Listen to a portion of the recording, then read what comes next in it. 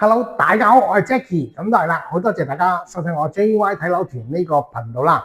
希望大家可以支持一下我，幫我點一個讚，訂閱我頻道，可以嘅幫我分享一下出去咁樣啦。如果睇過我嘅片，覺得你有親朋戚友揾緊樓，呢啲單位或者屋苑係啱佢嘅，幫我分享下俾你睇下咁樣啦。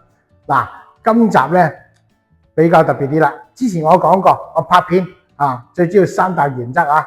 第一，平靚正啦，係咪？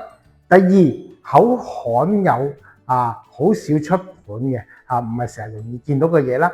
第三都係啦，好特別嘅裝修，好靚嘅裝修大家都可以睇咗翻去，就算唔係經我租買都唔緊要啊。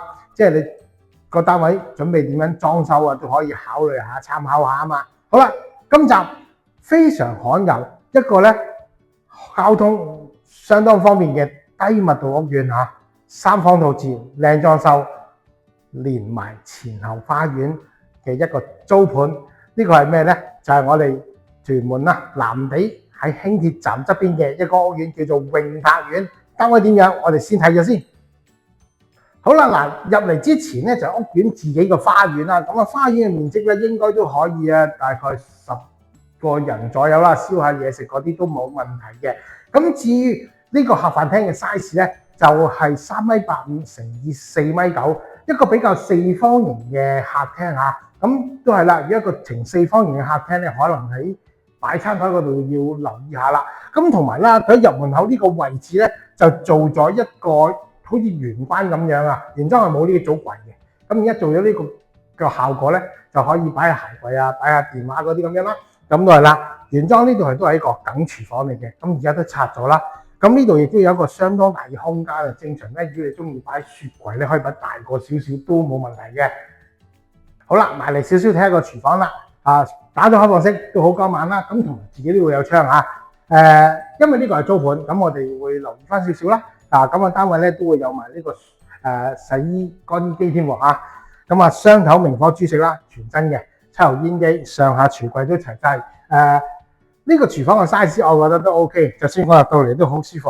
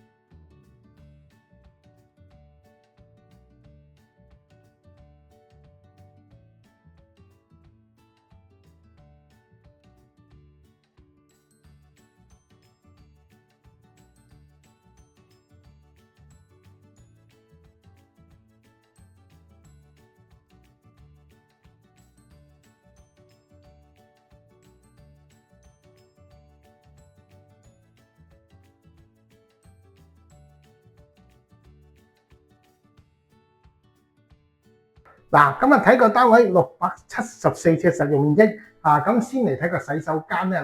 做咗呢個玻璃玉屏啦，有少少五角形咁呢度啦做晒啲鏡櫃嗰啲啦，咁應該都足夠擺下嘢嘅啲潔具嗰啲咁樣冇問題嘅，都係啦，最好就係乾廁嘛。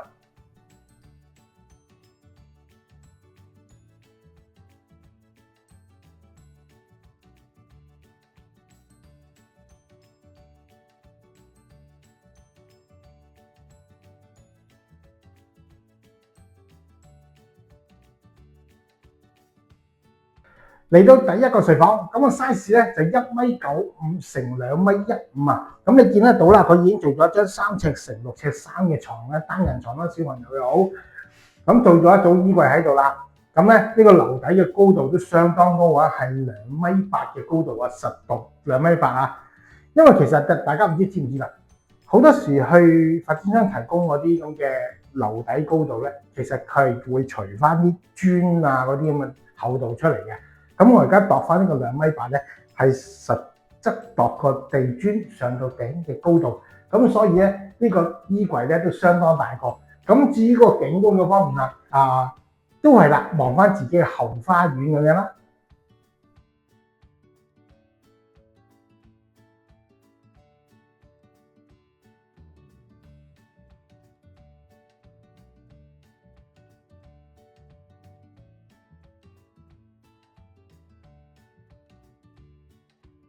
好啦，住得低密度空間都係比較大㗎。嚟到第二個睡房，2.05米乘3米一個比較大嘅睡房做咗一張好正常啦，4乘6尺嘅床啦。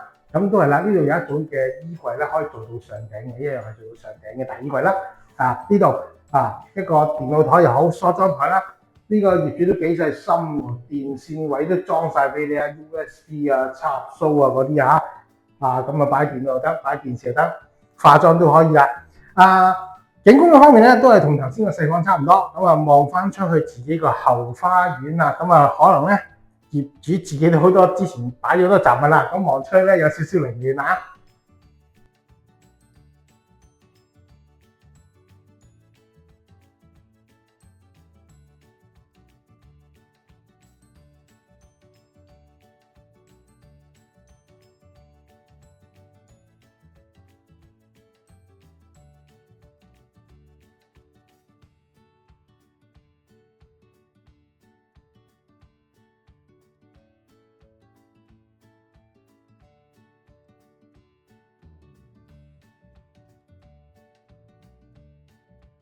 入嚟主人房啦，一個套房，主人浴室就喺呢度咁個 size 咧就2.6米乘2.7米嘅。咁2.6米乘2.7米嘅 size 咧，我係淨係嚟到呢度，我冇計呢條走廊啦。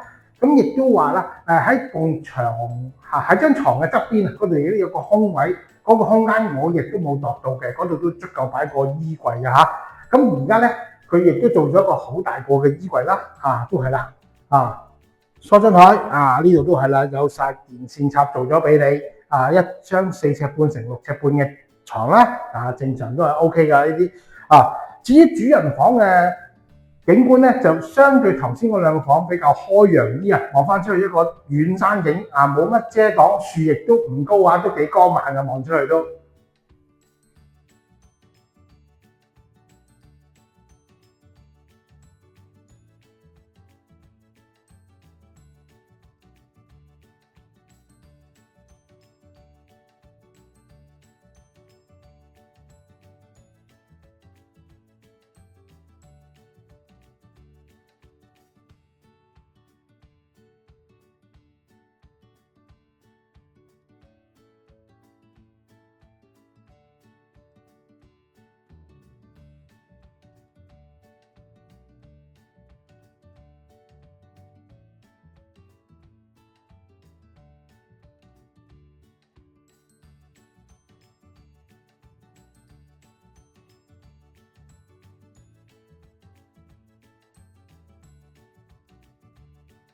好啦，由客廳行出嚟咧，去翻後花園一個長長地呢個走廊位咧，其實都可以擺下啲雜物一個 sidewalk 咁樣啦。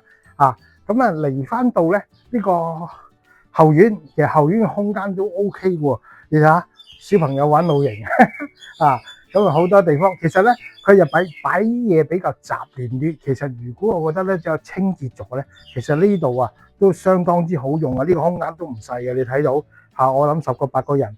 就算清潔整靚咗，呢度做燒烤場都冇問題，一樣有離去水做咗啦或者可以喺呢度做呢個嗰個叫做咩曬衫房亦都可以嘅喎。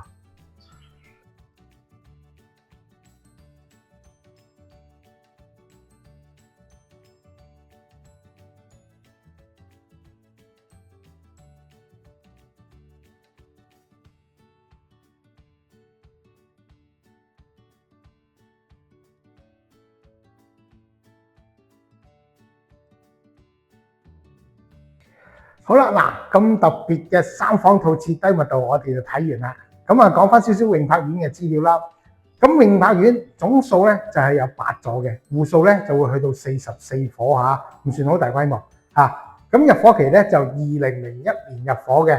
至於發展商咧，因為其實都20幾年前呢啲咁細規模嘅低密度咧，有陣時都好難揾得到係邊個啦咁好啦，咁講完個屋苑物業資料之後咧，咁啊講翻少少配套嗰啲啦，俾下分個屋苑同埋個單位啦，係咪？嗱，首先講交通，咁咧其實由永柏苑咧，我哋門口一行出去咧，1分鐘唔使就已經去到咗呢個藍地嘅輕鐵站啊！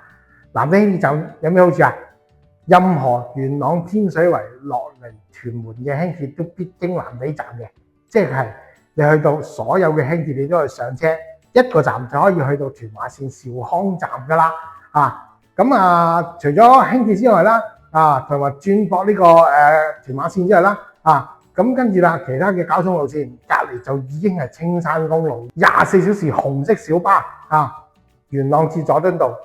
任何時間唔需要擔心咧，有冇車翻到，車到門口咁滯行入嚟咁其他啦有去B2啦，去深圳灣口岸啦，咁有好多巴士路線啦，去翻港九各區啦，甚至乎去翻呢個機場嗰啲都會有嘅咁所以咧喺呢個交通上高咧，我覺得係可以算係合格嘅，因為咧住低密度咧，好多落咗車行好遠先翻到屋企噶嘛。咁其實咧，我哋只需要咧1分鐘左右嘅步程咧，就已經可以翻到屋苑嘅門口啦。咁所以交通方面咧，我可以俾永柏苑係3粒星嘅。咁另外景觀嗰方面啦，景觀咧客廳望翻出去自己嘅內園景睡房區咧大部分都係望翻自己嘅後花園。咁當然啦，後花園咧個細房嗰2個房咧，咁個景觀就麻麻地。主人房都算開揚嘅，咁客廳算 OK 開揚嘅。咁所以咧，景觀各方面2粒半星啦。其實低密度咧，好難追求一啲好靚嘅景觀啊。其實呢個景觀算唔錯噶啦。好啦，咁跟住講嘅就係裝修啦。